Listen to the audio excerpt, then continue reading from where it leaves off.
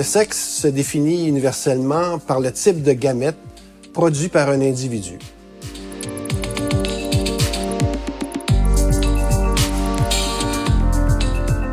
Ces gamètes vont créer, à la suite de la fécondation, la première cellule d'un être vivant sexué qui, à maturité, va produire l'un ou l'autre des deux types de gamètes. Le sexe est donc binaire. Cette réalité est contestée par un mouvement anti-binaire qui affirme faussement qu'il y a plus de deux sexes et que le sexe se situe sur un continuum. Une extrapolation de ce dernier concept stipule que les catégories mâles et femelles seraient arbitraires et seraient une construction sociale. Ces dernières notions, présentes dans nos programmes scolaires, ne correspondent à aucune réalité scientifique. Dans cette vidéo, les questions suivantes seront abordées. Comment le concept de construction sociale a-t-il été associé au sexe? Pourquoi le sexe binaire n'est-il pas une construction sociale? Pourquoi la définition du sexe utilisée dans nos écoles est-elle fausse? Quels seraient les éléments à considérer pour l'enseignement d'une définition objective du sexe?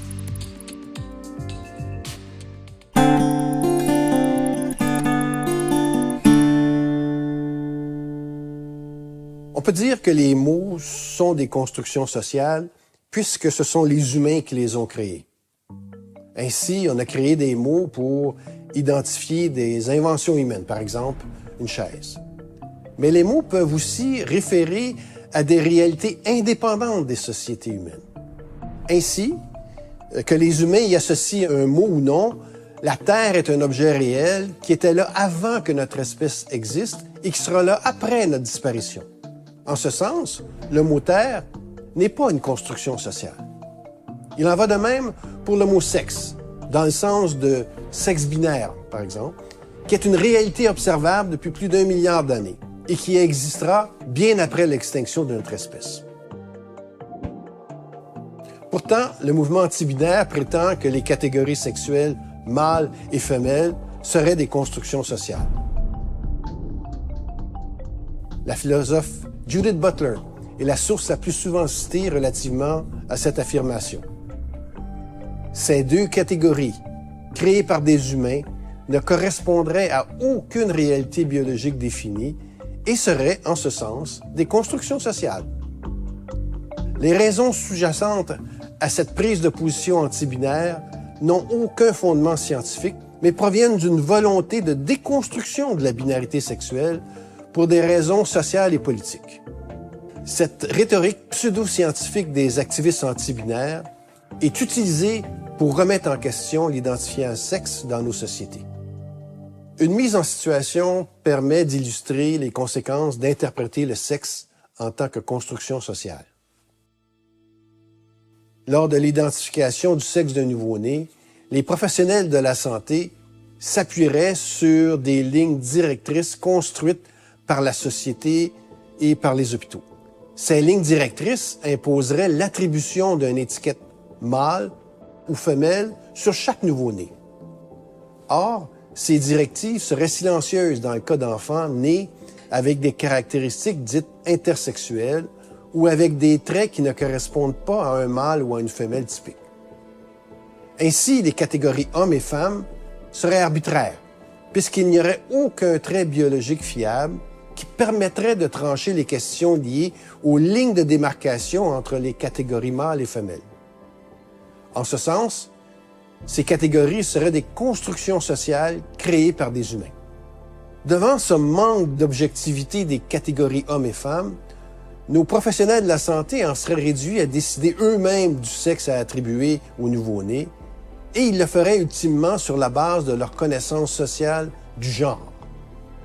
C'est ce que Judith Butler suggère lorsqu'elle affirme que, et je cite, « Peut-être que cette construction appelée sexe est aussi culturellement construite que le genre. En fait, peut-être qu'elle a toujours été un genre, avec pour conséquence que la distinction entre le sexe et le genre s'avère ne pas être une distinction du tout. » Fausto Sterling va dans le même sens en disant que Qualifier quelqu'un d'homme ou de femme est une décision sociale. Nous pouvons utiliser des connaissances scientifiques pour nous aider à prendre cette décision, mais seules nos croyances sur le genre, et non la science, peuvent définir notre sexe. Si, selon cette logique, la binarité sexuelle est une construction sociale, alors l'identification du sexe d'un nouveau-né à l'une ou l'autre des catégories sexuelles serait tout aussi arbitraire. D'où l'expression « sexe assigné à la naissance » ou « genre assigné à la naissance ». Cela explique également pourquoi les activistes antibinaires affirment maintenant qu'il est raisonnable que le sexe d'une personne soit finalement décidé selon un ressenti, c'est-à-dire l'identité de genre.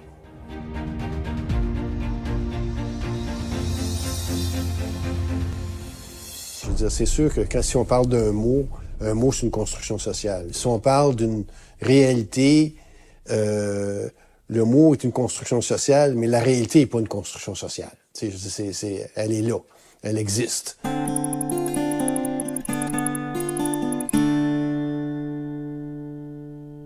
Tout est faux dans la notion de construction sociale de la binarité sexuelle. Voici 5 points qui expliquent pourquoi. 1. Il n'y a rien d'arbitraire dans les catégories mâles et femelles. Le sexe se définit en fonction du type de gamètes produit par un individu. Il y a 2 types de gamètes. Un lié au sexe mâle, l'autre lié au sexe femelle. Ce concept est solidement ancré dans la réalité et dans la biologie. Il est invariable pour le million d'espèces à reproduction sexuée. 2e point. Dans le règne animal, la plupart des espèces ne vivent pas en société et elles sont composées de mâles et femelles. De plus, ces 2 catégories étaient présentes avant que notre espèce existe et qui sera là après notre disparition. Ainsi, les catégories mâles et femelles ne sont pas des constructions sociales, mais sont des catégories réelles et observables qui existent depuis très longtemps. 3e point. C'est en faussant la définition du sexe que les antibinaires sont parvenus à la notion que la binarité du sexe est une construction sociale. Or, la complexité de l'intersexuation et la variabilité des traits liés au développement du système reproducteur n'ont rien à voir avec la définition du sexe. Elles ne font qu'illustrer la variabilité développementale dans chacun des sexes. La définition du sexe doit être centrée sur sa fonction reproductive et sur l'asymétrie des gamètes produits. L'intersexuation et les traits du système reproducteur ne font qu'illustrer la variabilité développementale dans chacun des sexes. 4e point. Selon l'idéologie queer, les catégories mâles et femelles, ainsi que la science et la biologie qui les auraient définies, seraient des constructions sociales qui auraient été créées par les classes dominantes qui les auraient érigées en vérité.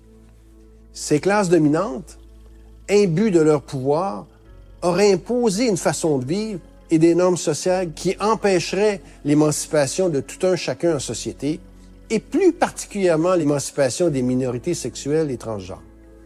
Le sexe binaire serait un outil d'oppression. Or, d'un point de vue scientifique, peu importe notre perception historique ou actuelle de la société humaine, ou notre volonté d'obtenir une société plus égalitaire ou inclusive, on ne peut pas remettre en question une réalité observable en nature telle que la binarité du sexe.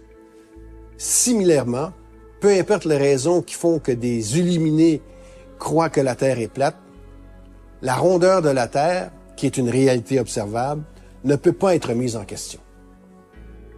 5e point. Chez l'humain, le sexe est défini par la taille des gamètes et il est déterminé à la suite de l'union des chromosomes sexuels lors de la fécondation dans la première cellule d'un être vivant, c'est-à-dire le zygote. Il n'est pas assigné, mais il est constaté à la naissance. Et il y a seulement 2 possibilités, mâle ou femelle. De plus, nos professionnels de la santé sont en mesure de l'identifier correctement dans 99,98% des cas. En cas d'organes sexuels externes ambigus, c'est-à-dire dans le cas du 0,02% des cas, d'autres marqueurs sexuels rentrent en jeu. Je pense ici aux chromosomes et aux organes génitaux internes. Alors, ces marqueurs auront vite fait de permettre une identification correcte de l'un des deux sexes. Nul besoin d'une notion subjective et immatérielle du genre pour ce faire. Si c'est par souci d'inclusion des personnes transgenres ou dites intersexuées que des professionnels de la santé disent qu'ils assignent le sexe à la naissance, ils deviennent alors les complices d'une déconstruction idéologique injustifiée de l'identifier en sexe dans nos sociétés. Ce déni de réalité, en plus de miner leur crédibilité professionnelle, n'est pas nécessaire à la reconnaissance des droits des minorités et ne sert que les ambitions politiques d'activistes en mal de déconstruction des normes de nos sociétés. 30 ans que j'ai enseigné la science, jamais dans un livre scientifique j'ai lu à quelque part que le sexe était un continuum ou que le sexe était une construction sociale. Ça vient pas de la science, ce terme-là.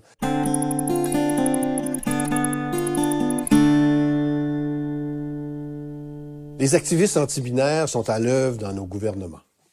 Un exemple flagrant et inquiétant se trouve dans la composante éducation sexuelle du nouveau cours Culture et citoyenneté québécoise que nous avons brièvement discuté dans la première vidéo de cette série. La définition du sexe qu'on utilise est un bel exemple de cette pseudo-science antibinaire. Le sexe est une catégorie sociale qui répartit la population entre femmes et hommes à partir de caractéristiques physiologiques. Tout est faux dans cette définition et elle n'a pas sa place dans nos écoles. Voici pourquoi. Premièrement, on réussit l'exploit peu banal de définir le sexe sans mentionner la reproduction.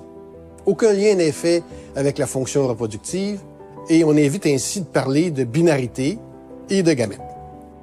Deuxièmement, la définition fait référence à un amalgame non spécifié de traits physiologiques. Or, la mention de ces traits vise simplement à promouvoir leur variabilité pour accentuer l'idée d'un continuum sexuel.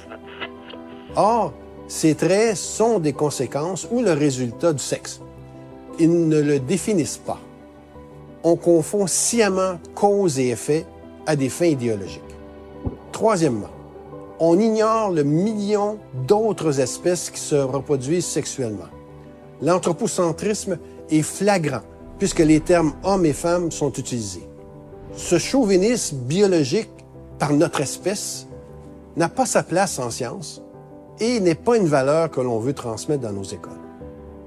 Finalement, on indique que le sexe serait une catégorie sociale.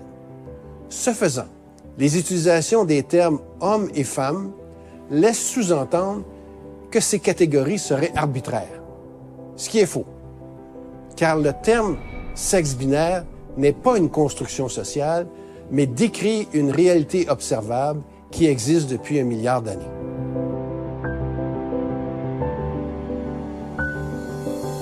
C'est important que on enseigne à nos enfants la réalité et non pas des concepts qui sont associés avec des idéologies. Alors donc, le sexe, c'est une réalité, c'est binaire, faut le dire, faut l'enseigner, faut en être fier, puis faut le célébrer. Alors donc, c'est ça. Mais c'est ça qu'on fait pas dans les écoles actuellement.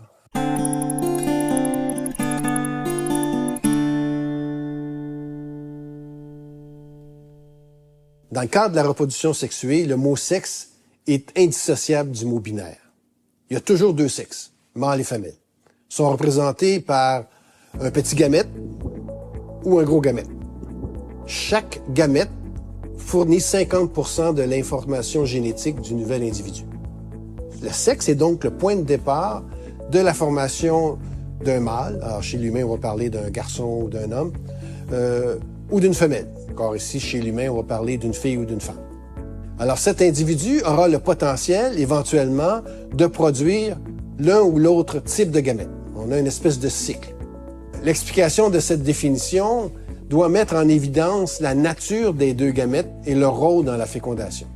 Ainsi, il doit être noté que la différence de taille des gamètes est la source des différences génétiques, physiologiques, morphologiques que l'on observe dans les systèmes reproducteurs des espèces sexuées, incluant chez l'humain.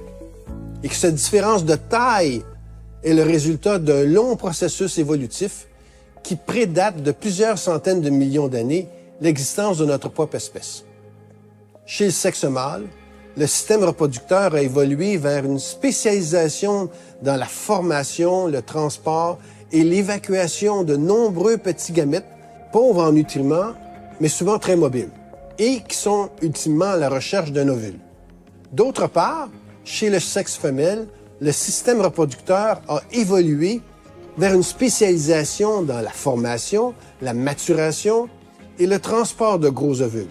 Ceux-ci sont peu ou pas mobiles, mais sont riches en nutriments et seront ultimement fécondés par un spermatozoïde. Sans cette spécialisation binaire des fonctions reproductrices, il n'y aurait pas eu évolution des mâles et femelles tels qu'on les voit aujourd'hui.